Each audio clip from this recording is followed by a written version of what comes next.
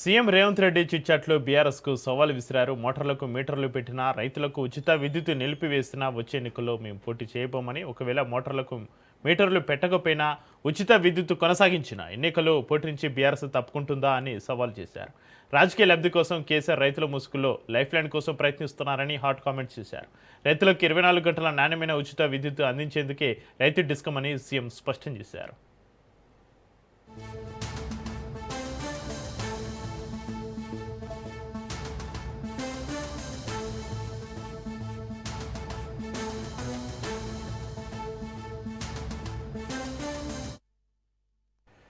BJP BRS అబద్ధాల పునాదులపైన పార్టీలను బతికించుకోవాలని ప్రయత్నిస్తున్నాయని CM విమర్శించారు. ఒడ్లు కొనుగోలు చేయనిది కేంద్రంలోని బీజేపీ ప్రభుత్వమే అన్నారు. కేంద్ర ప్రభుత్వం ఎంఎస్పీ ప్రకటించి వదిలేస్తే మా ప్రభుత్వం ధాన్యం కొనుగోలు చేస్తుంది అన్నారు. మీ ప్రభుత్వం కొన్నది ఎంత, మేము కొంటున్నది ఎంత అని ప్రశ్నించారు. వరి, జొన్న, మొక్కజొన్నలు మొత్తం మా ప్రభుత్వం కొంటుందని, మేము కొన్న మొత్తం పంట కేంద్రం కొనాలి అన్నారు. కేంద్ర ప్రభుత్వం ధాన్యం కొనుగోలు చేయకపోతే బస్సులు వేసుకుని యాత్రలు చేసిన బీజేపీ నేతల ఇళ్లకు ట్రాక్టర్లపైన ఉచిత ధాన్యం పోస్తామని హెచ్చరించారు.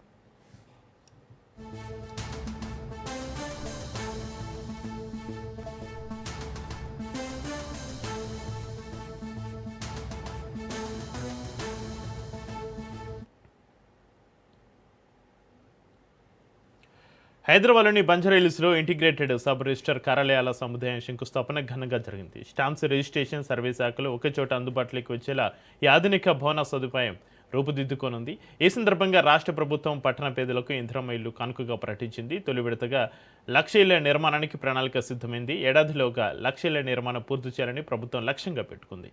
ప్రతి నియోజకవర్గాన్ని యూనిట్గా తీసుకుని అదే ప్రాంతంలో పేదలకు ఇళ్ల కేటాయింపు జరగనుంది.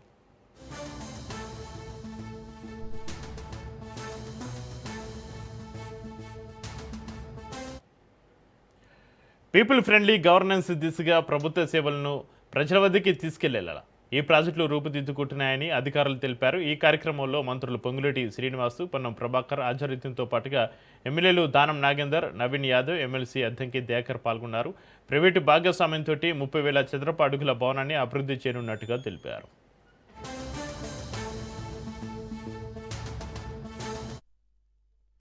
రిజిస్ట్రేషన్ లో అనేక సంస్కరణలు తీసుకొచ్చి ఆనాటి భూముల ఇబ్బందులున్న ధరణిని బంగాళాఖాతంలో వేసి భూభారతను తీసుకొచ్చి ఈ స్టాంప్స్ అండ్ రిజిస్ట్రేషన్స్ ని భూభారతని ఒకే ప్లాట్ఫామ్ మీదకి తీసుకొచ్చే విధంగా అనేక కొత్త మార్పులు తీసుకొస్తూ ప్రజలకి, రాష్ట్ర వ్యాప్తంగా ఉన్న ప్రజలకి భూముల్లో కానీ రిజిస్ట్రేషన్ లో కానీ భవిష్యత్తులో ఇబ్బందులన్నీ తొలగిపోయే విధంగా అనేక కొత్త సంస్కరణలు తీసుకురావడం జరిగింది.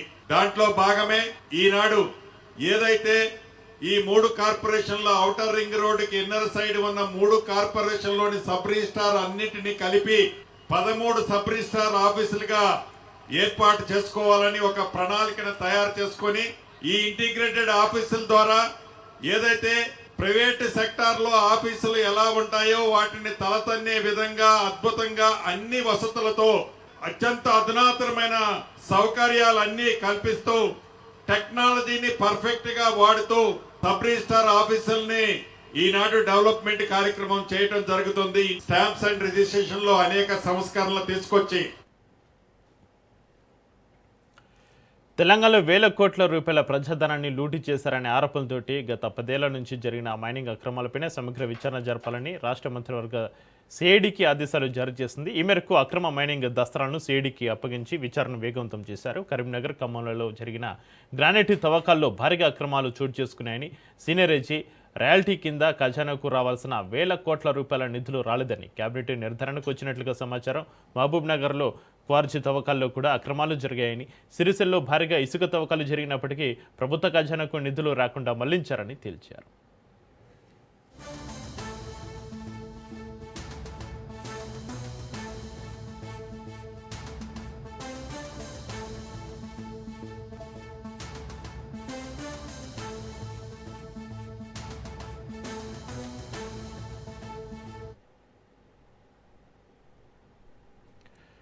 బీఆర్ఎస్ నేత బాల్కసుమన్ అరెస్ట్ అయ్యారు. సింగరేణి పైన వివాదాస్పద వ్యాఖ్యల కేసులో పోలీసులు ఆయన అదుపులోకి తీసుకున్నారు. బాల్కసుమన్ పైన పలు సెక్షన్ల కింద కేసులు నమోదయ్యాయి.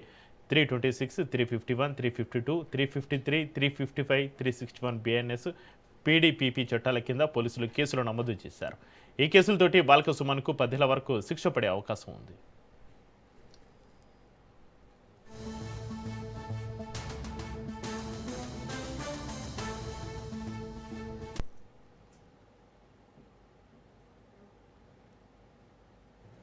ఇచ్చిన హామీలను నెరవేర్చాలని అడిగితే తప్పుడు కేసులు పెడుతున్నారని బాల్క సుమన్ అన్నారు. కాంగ్రెస్ ప్రభుత్వం తనను టార్గెట్ చేసింది అన్నారు. తెలంగాణ ఉద్యమంలో తనపైన 226 కేసులు ఉన్నాయని, ఆ రికార్డును బద్దలు కొట్టాలని రేవంత్ ప్రభుత్వం చూస్తుందని విమర్శించారు. ఉద్యమ సమయంలోనూ అప్పటి ప్రభుత్వం తనను టార్గెట్ చేసిందని, ఇప్పుడు కూడా కాంగ్రెస్ ప్రభుత్వం టార్గెట్ చేస్తుందని మండిపడ్డారు.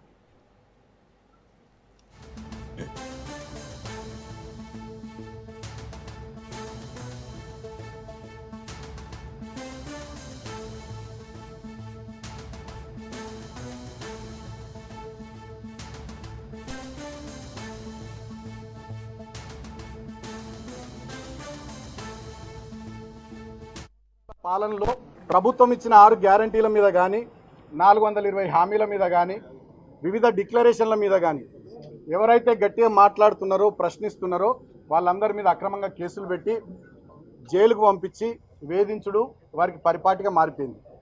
ముఖ్యంగా ఆనాడు తెలంగాణ ఉద్యమంలో 226 కేసులు భరించి సుమారు 4 సందర్భాల్లో లాఠీ చార్జుల్లో గాయపడి చెంచల్గూడ చెర్లపల్లి జైళ్లలో 2009 నుంచి 2014 వరకు వివిధ సందర్భాల్లో జైళ్లలో ఆనాడు నన్ను టార్గెట్ చేసి కాంగ్రెస్ ప్రభుత్వం ఉంచింది. మళ్ళీ ఇవాళ అధికారంలోకి వచ్చినటువంటి కాంగ్రెస్ ప్రభుత్వం మళ్ళీ నన్ను టార్గెట్ చేస్తూ ఉంది.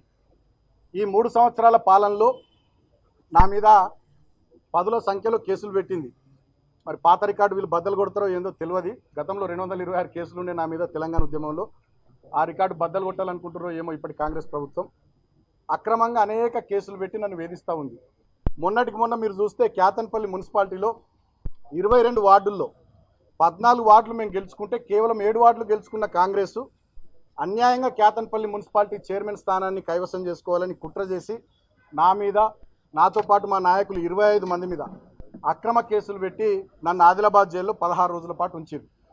సో అక్కడ అనేక రకాలుగా జైల్లో కూడా ఇబ్బంది పెట్టిర్రు. నాకు థ్రోట్ ఇన్ఫెక్షన్ వస్తే ట్యాబ్లెట్లు ఇవ్వలే. దాదాపు 4-5 రోజుల పాటు విపరీతమైన చలి అక్కడ ఉంటుంది. ఫిబ్రవరి మాసం చలి బాగుంటే నాకు బెడ్షీట్ ఇవ్వలే. అనేక రకాలుగా నన్ను రిస్ట్రిక్షన్స్లో ఉంచుతూ వేధించింది. అయినా వాళ్ళ కడుపు మంట ముఖ్యమంత్రి రేవంత్ రెడ్డిది, మంత్రి వివేక్ది, కాంగ్రెస్ ప్రభుత్వ పెద్దల కడుపు మంట చల్లారనట్టుంది. మళ్ళీ ఇప్పుడు అక్రమంగా కేసులు రాష్ట్రంలో కాంగ్రెస్ ప్రభుత్వం విద్యా వ్యవస్థను పూర్తిగా గాలికి వదిలేస్తుందని మాజీ మంత్రి హరీష్ రావు విమర్శించారు. సిద్దిపేట డీఈఓ శ్రీనివాసరెడ్డి పదవి విరమణ సభలో పాల్గొన్న ఆయన రాష్ట్రంలోని 33 జిల్లాలకు కేవలం 3 రెగ్యులర్ డీఈఓలు ఉన్నారని, 30 పోస్టులను ఖాళీగా పెట్టడం దారుణమన్నారు. ఐఏఎస్ అధికారులకు డీఈఓ బాధ్యతలు ఇవ్వడం వల్ల విద్యాశాఖపైన పర్యవేక్షణ కరువిందని మండిపడ్డారు.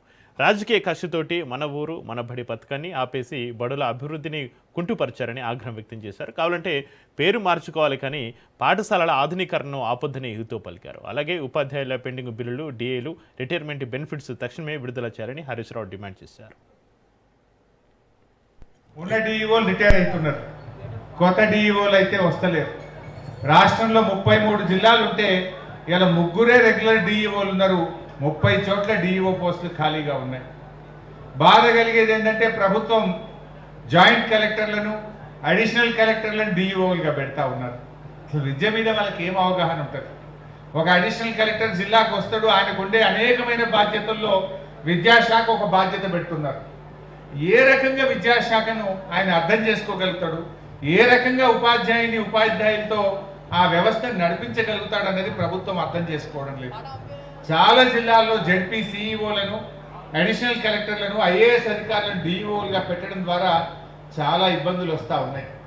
రెగ్యులర్ డిఈఓల నియామకం జరగక చాలా రకాల సమస్యలు కూడా ఈరోజు వస్తూ ఉన్నాయి.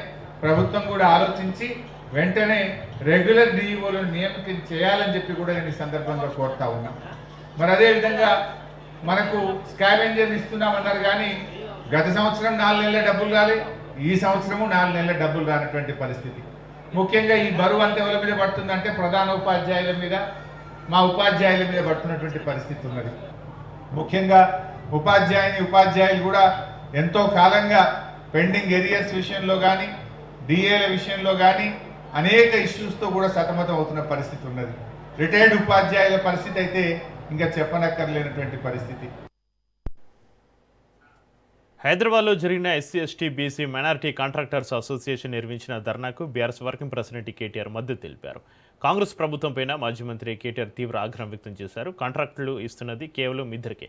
ఈ రాష్ట్రంలో కాంట్రాక్టులు వస్తున్నాయంటే రేవంత్ రెడ్డి బామ్మర్దికి పొంగులేటి శ్రీనివాసరెడ్డి కొడుకుకు తప్ప ఇంకో వేరే మనిషికి వచ్చిందా? వేరే ఎస్సీ ఎస్టీ బీసీ మైనారిటీ సోదరుడికి వచ్చిందా? మీరు ఆలోచన చేయాలి అన్నారు కేటీఆర్.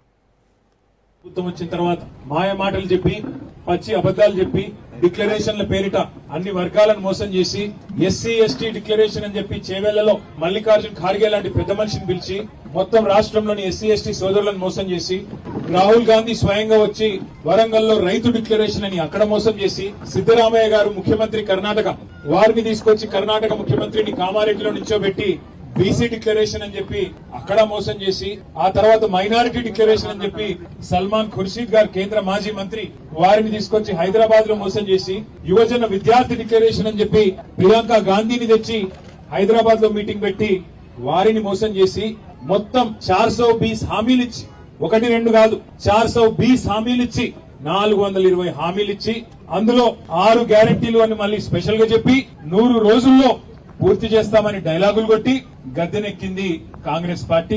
పేమెంట్ కోటాలో సీటు కొట్టిండు రేవంత్ రెడ్డి. ఆడ ఢిల్లీకి డబ్బులు పంపకపోతే సీటు గాయం. అందరికి ఆయన ఎరికే, మీకెరికే, నాకెరికే, అలా మంత్రులకు కూడా ఎరికే. అది పరిస్థితి. సరే గద్దెనెక్కిండు. 100 రోజుల్లో 6 గ్యారెంటీలు అన్నాడు. ప్రతి సంవత్సరం ఒక్కొక్క పేద కుటుంబానికి 2.5 లక్షల రూపాయలు ఇస్తా అన్నాడు. 1 కోటి మంది మహిళల్ని కోటీశ్వరులు చేస్తా అన్నాడు. మరి ఇన్ని చెప్పినావు కదా రేవంత్ రెడ్డి, 100 రోజులు అంటివి, ఇన్ని కథలు చెప్తివి, మరి ఏది ఏమాయి అని అడిగితే మొన్న అంటున్నాడు ఆదిలాబాద్ లో రేవంత్ రెడ్డి గారు సావు కబురు సల్లగా చెప్పినట్టు, మీకు తెలియదా ఎంత కళ్ళలు తిరిగిన పైల్వాన్ అయినా 3 నెలలనే పిల్లలు పుట్టిస్తాడా అని రేవంత్ రెడ్డి గారు చెప్తున్నాడు.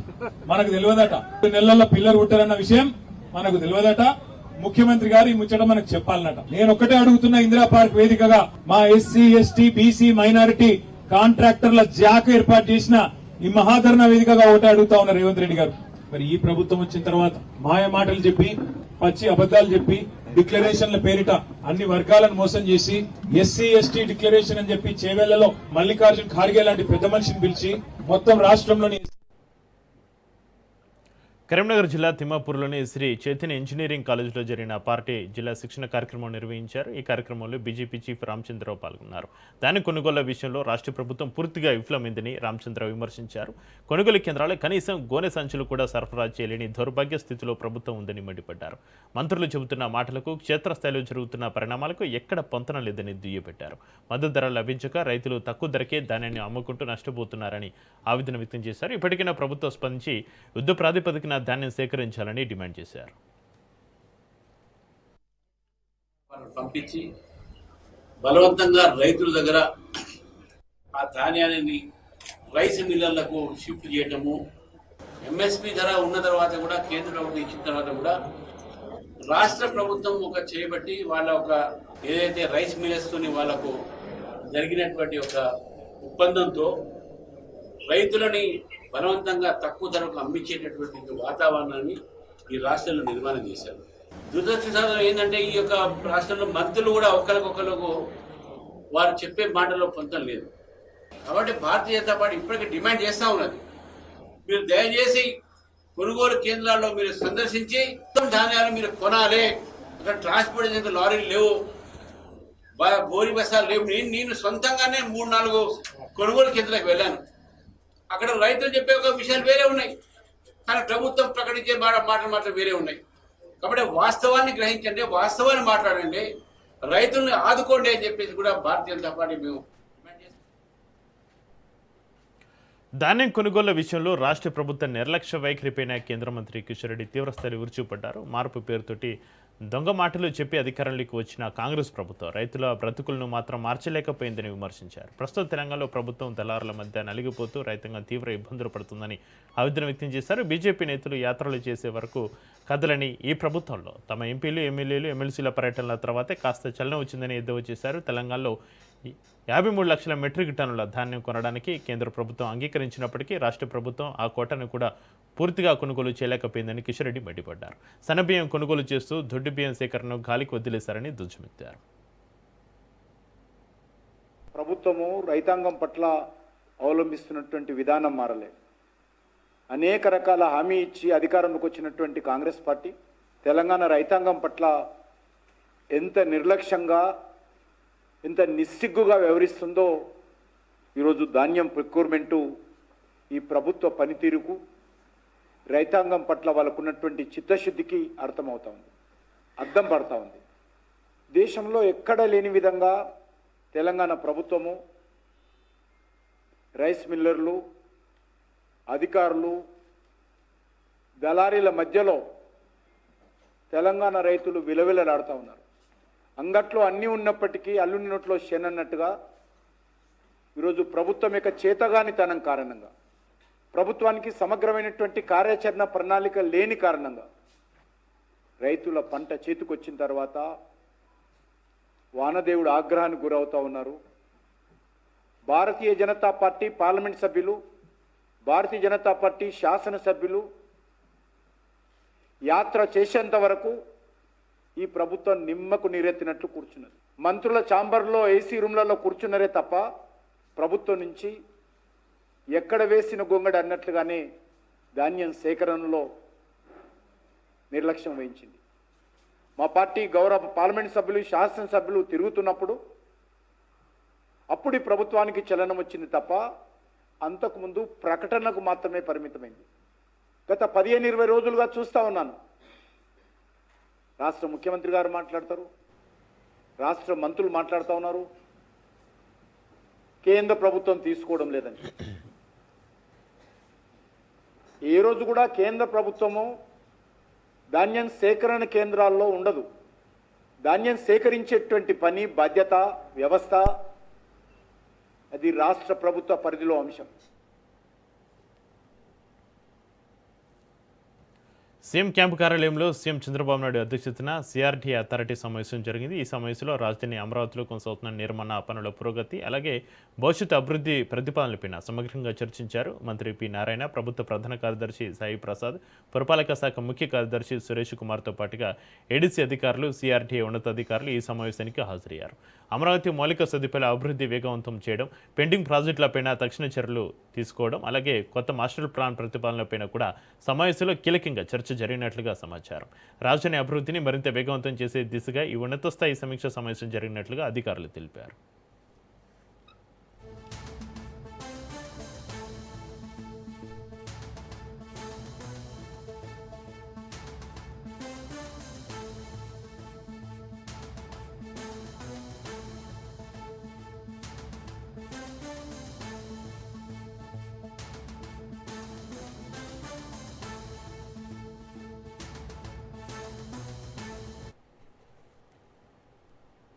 టీడీపీ మహానాడు విజయవంతమైన నిర్వహణపైన సీఎం చంద్రబాబు నాయుడు పార్టీ నేతలతోటి సమీక్ష సమావేశం నిర్వహించారు.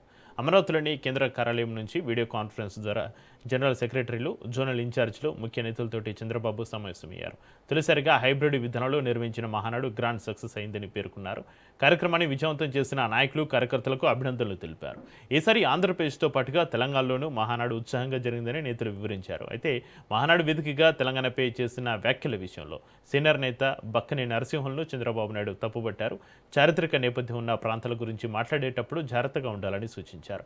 తెలుగువారు ఎక్కడ ఉన్నా తెలుగు జాతి ఒకటేనని, ఎవరి మనోభావాలు దెబ్బతినేలా మాట్లాడకూడదని స్పష్టం చేశారు. అలాగే మహానాడులో ఆమోదించిన 33% మహిళా రిజర్వేషన్ల అంశాన్ని ప్రజల్లోకి బలంగా తీసుకెళ్లాలని పార్టీ నేతలకు దిశానిర్దేశం చేశారు.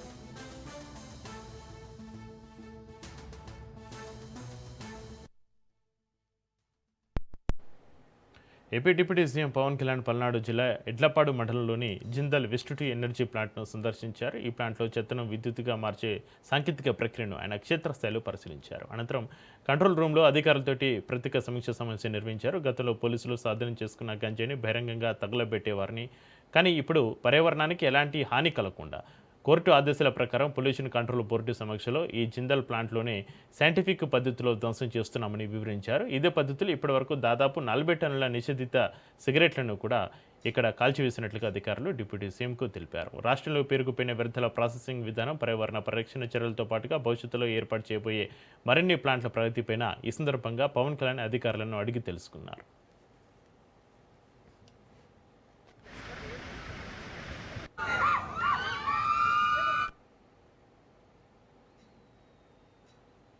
జనసేన అధినేత పవన్ కళ్యాణ్ తెలంగాణ రాజకీయాలపైన ప్రత్యేక దృష్టి పెట్టారు. తెలంగాణలోని పార్టీని బలోపేతం చేయడమే లక్ష్యంగా వచ్చే జూన్ 2వ తేదీన హైదరాబాద్ వేదికగా తెలంగాణ జనసేన ముఖ్య నాయకులతోటి పవన్ కళ్యాణ్ ఒక కీలక సమావేశాన్ని నిర్వహించనున్నారు. రానున్న జీహెచ్ఎంసీ ఎన్నికలతో పాటుగా భవిష్యత్తులో రాబోయే ఎన్నికలే టార్గెట్గా పార్టీని ఎలా ముందుకు తీసుకెళ్లాలి అనే దానిపైన శ్రేణులకు దిశానిర్దేశం చేయనున్నారు.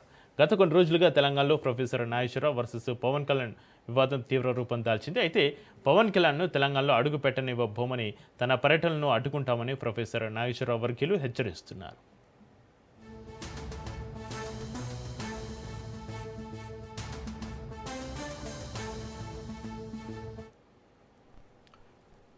ఆంధ్రప్రదేశ్ను దేశంలోని ప్రధాన టెక్నికల్ టెక్స్టైల్ హబ్గా అభివృద్ధి చేయడానికి కేంద్ర ప్రభుత్వం పూర్తి సహకారం అందిస్తుందని కేంద్ర జౌళి శాఖ మంత్రి గిరిరాజ్ సింగ్ తెలిపారు.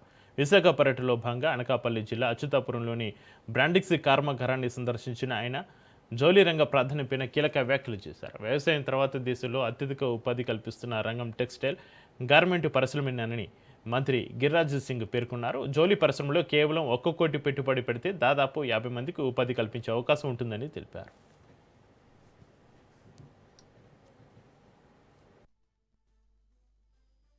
देश में एग्रीकल्चर के बाद सबसे ज्यादा रोजगार टेक्सटाइल के सेक्टर में है और खास करके गारमेंट। जब हम 1 करोड़ खर्च करते हैं तो उसमें 50 लोगों को रोजगार देते हैं, तो ये अपने आप में और अगल बगल के घर से आकर के महिलाएं यहाँ काम करती हैं, उनके जीवन में परिवर्तन आया।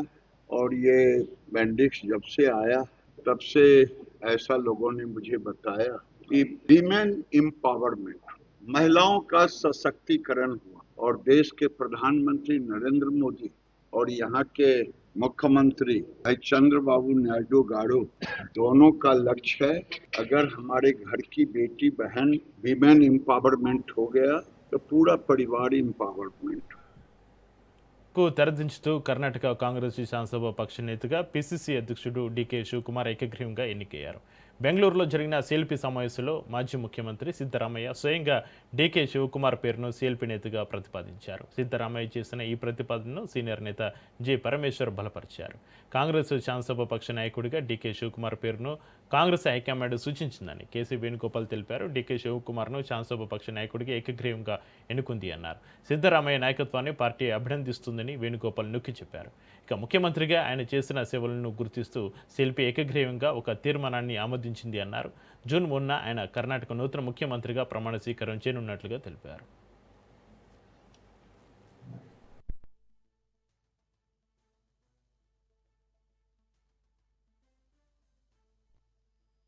Siddaramaiah ji had resigned the chief ministership of Karnataka and the governor of Karnataka accepted his resignation. In the circumstances, today legislative party of Karnataka Congress met. The meeting initially unanimously authorized Congress High Command to propose a leader for Karnataka legislative party. After that, we had discussed the matter with the Congress High Command. Congress High Command suggested the name of D.K. Shivakumar, Deputy Chief Minister, as the leader of Congress Legislative Party. Siddaramaiah ji proposed the name of D.K. Shivakumar and Dr. Parameshwara seconded it. TLP again unanimously accepted the name moved by Siddaramaiah ji and seconded by Dr. Parameshwar. I would like to proudly announce that Karnataka Legislative Party unanimously elected D.K. Shivakumar as the leader of the Legislative Party of Karnataka Congress. Siddaramaiah ji had resigned the chief ministership of Karnataka and the governor of Karnataka accepted his resignation. In the circumstances, today legislative party of Karnataka Congress met. The meeting initially unanimously authorized Congress High Command to propose a leader for Karnataka Legislative Party.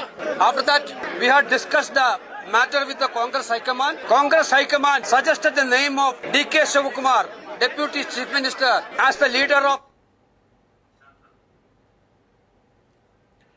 దేశవ్యాప్తంగా జరిగిన common university entrance test పరీక్షలో తీవ్ర సాంకేతిక లోపం తలెత్తింది. Server లోపించడంతో పాటుగా పలు కేంద్రాల్లో రెండో షిఫ్ట్ పరీక్ష గంట ఆలస్యంగా ప్రారంభమైంది. ఈ సమస్యను ఎన్టీఏ ధృవీకరిస్తూ నష్టపోయిన విద్యార్థులకు అదనపు సమయం ఇస్తామని ప్రకటించింది. కాగా ఈ ఘటనపైన లోక్సభ ప్రతిపక్ష నేత కాంగ్రెస్ అగ్రనేత రాహుల్ గాంధీ ప్రధాని మోడీపైన తీవ్రస్థాయిలో విరుచుకుపడ్డారు. దేశాన్ని విశ్వగురువుగా మారుస్తున్నామని గొప్పలు చెప్పుకునే మోడీ సర్కార్ కనీసం ఒక్క పరీక్షను కూడా సజావుగా నిజాయితీగా నిర్వహించలేకపోతుందని మండిపడ్డారు. నీట్, సిబిఎస్ఈ, ఎస్ఎస్సి, ఇప్పుడు సిఈటి ఇలా వరుస విఫలాలతోటి కోటి మంది విద్యార్థుల భవిష్యత్తును కేంద్రం నాశనం చేస్తుందని రాహుల్ గాంధీ ఆగ్రహం వ్యక్తం చేశారు.